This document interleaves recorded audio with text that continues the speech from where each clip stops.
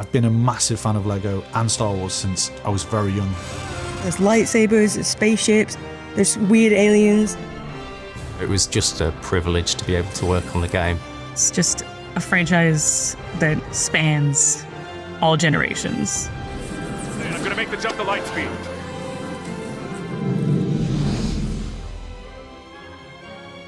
As soon as we started talking about doing a new Lego Star Wars game, the ambition swelled. Because as fans, we love all the movies, and to have the opportunity to tell the whole saga from episode 1 all the way through to episode 9, we knew we had to take it further than we'd ever been. We started off by having regular meetings with Lego and Lucasfilm, discussing just everything about the visual design of Star Wars, what makes a Star Wars game, how we might integrate Lego into this game. They gave us access to all of their libraries, which was the greatest thing to be able to dig into. The storytelling throughout Lego Star Wars is incredible and filled with jokes and funny moments, because in a Lego game, we have freedom. You can use the humour and we can spin it. So Han Solo is still being Han Solo, but he might have a banana instead of a blaster or something like that.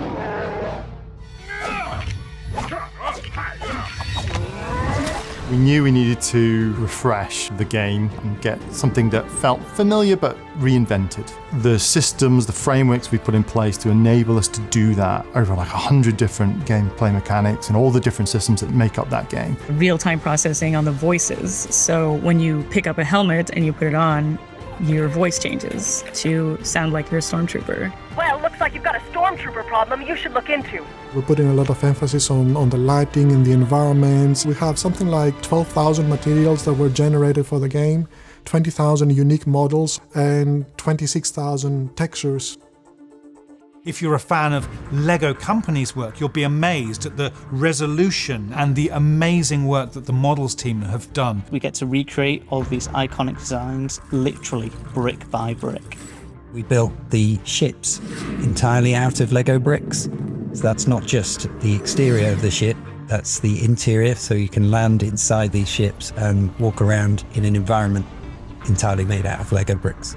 If you were to build one of our capital ships in real life, it would take millions and millions of bricks. We've designed some of the characters that don't exist as physical models. What we would do is we'd look at the film reference and we'd take existing Lego creatures and characters that are similar, and then what we end up with is something that is as accurate as we could make it.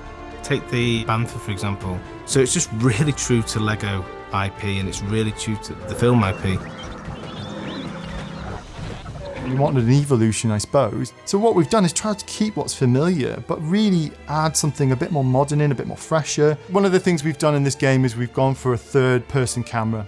With the blaster combat in the game, we really wanted to make it feel more visceral. Now when you use the blaster combat, we bring the camera down, we get into this like third-person perspective, and it just really makes you feel like more in the action, which is pretty great.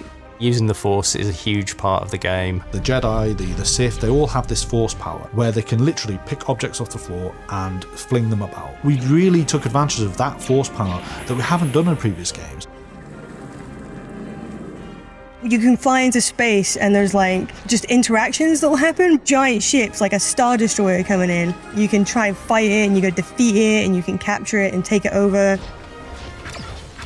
I think when we're making these games, we think about the fans a lot. So there's a few Easter eggs in this game, some stuff that we're really excited to get in. You can switch all the weapons so that it's mouth noises. So you can be like, zhuang, zhuang, woo woo, pew pew. Pew, pew, pew, pew.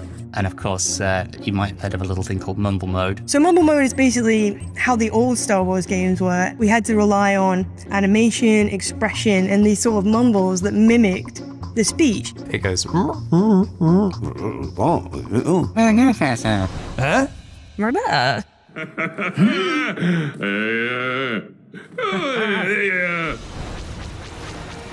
Seeing your work put together on a scale like this really makes it feel like it's something special. This is the ultimate experience of going everywhere in the universe as whatever character you want and really being in Star Wars. and I can't wait for players to see the hard work. It's been a really ambitious project. What they've achieved, they should be rightfully proud of.